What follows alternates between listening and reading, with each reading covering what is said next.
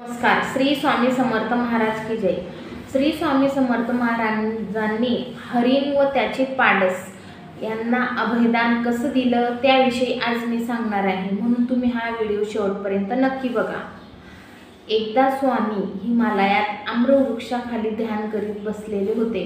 मग जे पशु पक्षी प्राणी असतात त्यांची शिकार होते. मग असंच एकदा हरणाचं पाडस जे होतं ते भयभीत होऊन इकडे तिकडे पळत होतं आणि मग त्याला स्वामी दिसले आणि स्वामींसमोर येऊन तो अचानक थांबला. मग स्वामींनी त्याला जवळ घेतले आणि त्याच्या अंगावरून कुरवाडले, प्रेमाने हात फिरवला. तोवर शिकारी त्याच्या मागोमाग आला आणि शिकारीने हवेत गोळ्या झाडल्या, म्हणजे हवेत गोळ्या उडवल्या बंदुकाच्या. मग स्वामींनी काय केले, स्वामींनी त्या हरणाच्या पाडसाला अभय दिले व त्या शिकाऱ्याच्या दिशेने 2 दगड फेकले. चमत्कार काय झाला तर शिकाऱ्याच्या बंदुका ज्या होत्या त्या जागच्या जागीच राहिल्या आणि त्यांना हलताच येईना. तो शिकारी सुद्धा आणि त्याच्या बंदुका सुद्धा हलतच नव्हत्या. मग खूप वेळ झाला तो शिकारी प्रयत्न करत होता, पण ते बंदुका काही त्या जागेवरून हलत नव्हत्या. मग स्वामींना त्याची दया आली आणि स्वामींनी त्याच्याकडे कृपादृष्टीने पाहिले. कारण तो जो शिकारी होता त्याचं सुद्धा पूर्वजन्माचं काहीतरी पुण्य असेल, म्हणून त्याला स्वामींचं दर्शन झालं, स्वामींचा साक्षात्कार झाला.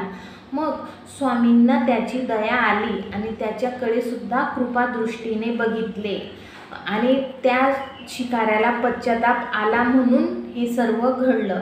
आपण आपल्या गोष्टीवर जर पश्चाताप केला तर नक्कीच आपल्याला देवसुद्धा मार्ग दाखवतो. मग स्वामींनी जेव्हा त्याला कृपादृष्टीने बघितले तेव्हा जो शिकारी असतो तो भानावर आला आणि तो स्वामी चरणी तो लोटांगण त्याने घातले. स्वामींना त्याने लोटांगण घातले. स्वामींनी त्याला सांगितले की जे आपल्या परिसरात प्राणी मात्रे असतात, मुख्य जनावरे असतात, पशुपक्षी असतात, त्यांच्यावर आपण प्रेम करायला हवे.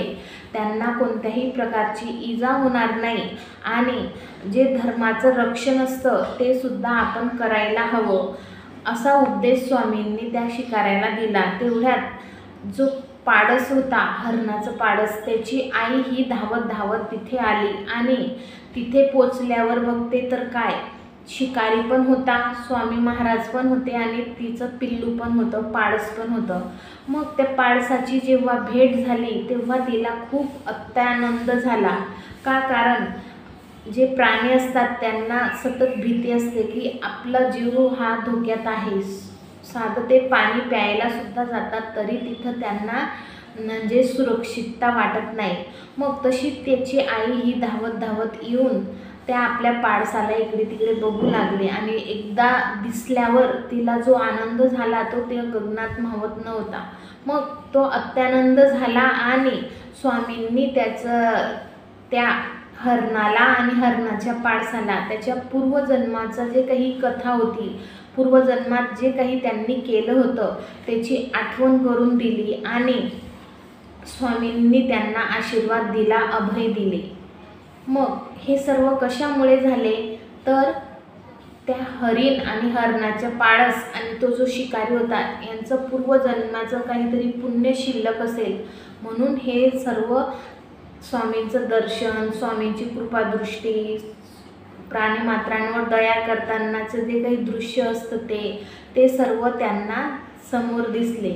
म्हणून आपलं जे काही पुण्य आहे ते आपण करत राहिलं पाहिजे आणि देवाचं दर्शन घेत राहिलं पाहिजे. मग माझा हा व्हिडिओ कसा वाटला कमेंट करून नक्की सांगा आणि माझ्या चॅनलला सबस्क्राईब करा.